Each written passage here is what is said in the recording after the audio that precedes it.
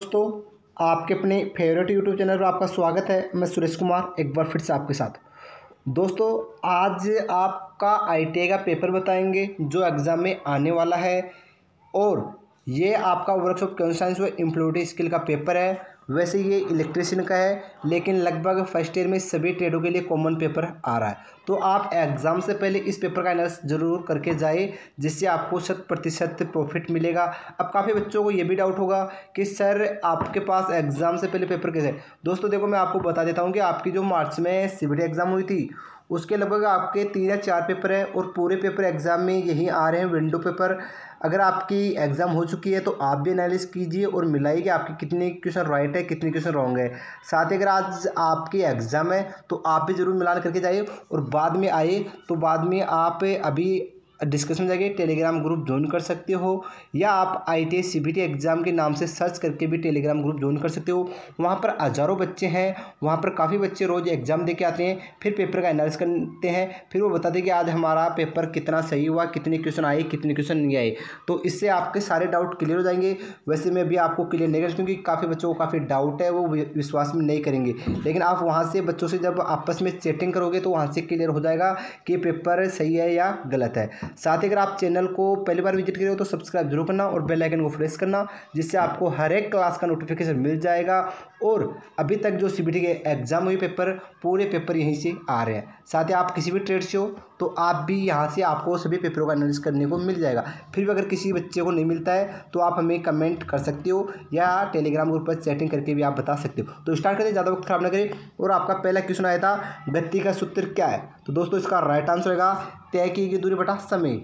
अगला क्वेश्चन है, matric system में 1 हॉर्स पावर में कितने वाट होते हैं? तो दोस्तों वो होते हैं 735.5 वाट, यानी 20 का राइट आंसर होगा। अगला क्वेश्चन है दोस्तों, यदि 250 न्यूटन बल के किसी वस्तु पर कार्य करता है और वह वस्तु 15 मीटर की दूरी तक चलती है तो कार्य होता है। दोस्तों इसका राइट आंसर आएगा 3750, राइट आंसर डी। अगला क्वेश्चन है दोस्तों, पानी की विशिष्ट ऊष्मा का मान क्या होता है? तो दोस्तों इसका राइट आंसर आएगा 1, यानी डी इसका राइट आंसर होगा। अगला क्वेश्चन है, 1 ग्राम पानी में 1 डिग्री सेंटीग्रेड तापमान बढ़ाने के लिए आवश्यक ऊष्मा की मात्रा को क्या कहते हैं? तो दोस्तों उसे कहते हैं हम कैलोरी, यानी राइट आंसर बी। अगला क्वेश्चन है दोस्तों, ऊष्मा को मापने के लिए किस उपकरण का उपयोग किया जाता है? तो दोस्तों इसका राइट आंसर आएगा कैलोरी मीटर। अगला क्वेश्चन है, यदि एक रोड 20 डिग्री सेंटीग्रेड पर 100 मीटर लंबा और 100 डिग्री सेंटीग्रेड पर 100.14 मीटर लंबा पाया जाता है तो उसका रेखीय प्रसार गुणांक क्या होगा? तो दोस्तों इसका राइट आंसर होगा 1.75 इंटू 10⁻⁵ प्रति डिग्री सेंटीग्रेड, यानी 20 का राइट आंसर होगा। अगला क्वेश्चन है, एक वर्ग जिसकी भुजा 18 सेमी है तो उसका क्षेत्रफल क्या होगा? तो दोस्तों इसका राइट आंसर आएगा डी, यानी 324 सेमी स्क्वायर। अगला क्वेश्चन है, 12, 18, 6, 36 का एलसीएम कितना होता है? तो दोस्तों इसका राइट आंसर आएगा 18, यानी 20 का सी इसका राइट आंसर आएगा, यानी 36। अगला क्वेश्चन है, साइन थीटा किसके बराबर होता है? तो दोस्तों राइट आंसर आएगा विपरीत भुजा बटा कर्ण, यानी ए। अगला क्वेश्चन है, 529 का वर्गमूल क्या है? दोस्तों इसका राइट आंसर आएगा 23, यानी बी। अगला क्वेश्चन है, इनमें से अधातु कौन सी है? तो दोस्तों इसका राइट आंसर आएगा आपका ग्रेफाइट। अगला क्वेश्चन है, मशीनरी भागों की ढलाई बनाने के लिए किस धातु का व्यापक रूप से उपयोग किया जाता है? दोस्तों राइट आंसर आएगा दूसरा डलवा लोहा, यानी ए। अगला क्वेश्चन है, इनमें से किस धातु में प्रमुख सामग्री के रूप में लोहा होता है? तो दोस्तों इसका राइट आंसर आएगा लोहा धातु। अगला क्वेश्चन है, रेती और कोल्ड छेनी बनाने के लिए किस स्टील का उपयोग किया जाता है? तो दोस्तों इसका राइट आंसर आएगा उच्च कार्बन स्टील। अगला क्वेश्चन है, यदि ठोस का घनत्व है 19.5 प्रति डिग्री सेमी क्यूब है तो ठोस का विशिष्ट गुरुत्व कितना होगा? तो दोस्तों इसका राइट आंसर है 19.5। अगला क्वेश्चन है, इंड्यूज ईएमएफ के लिए क्या सूत्र है? तो दोस्तों इसका राइट आंसर आएगा BLV sin थीटा वोल्ट, यानी सी।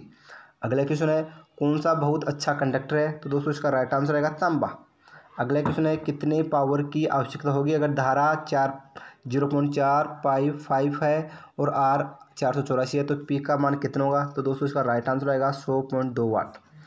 अगला क्वेश्चन है, एक साधारण मशीन का वेग अनुपात में यांत्रिक लाभ का अनुपात क्या है? दोस्तों राइट आंसर आएगा इसका एफिशिएंसी। अगला क्वेश्चन है, अब एम्प्लॉयबिलिटी स्किल के क्वेश्चन स्टार्ट होने के 60 से 60 तक आपके वर्कशॉप कंप्यूटर साइंस के क्वेश्चन थे। अगला क्वेश्चन है, एक रिज्यूम खालिस्तान होता है? दोस्तों वो होता है छोटा और सटीक। अगला क्वेश्चन है, कोडेल नंबर कौन सा है? तो दोस्तों इसमें 10 नंबर है ए, तो ए इसका राइट आंसर होगा। अगला क्वेश्चन है, निम्न स्तरीय भाषा को खालिस्तान भी कहा जाता है? तो दोस्तों इसका राइट आंसर आएगा आपका मशीनी भाषा। अगला क्वेश्चन है दोस्तों आपका, किसी कार्य में किए जाने वाले कर्तव्य और जिम्मेदारियों का लिखित विवरण खालिस्तान कहा जाता है। राइट आंसर आएगा दोस्तों नौकरी का विवरण।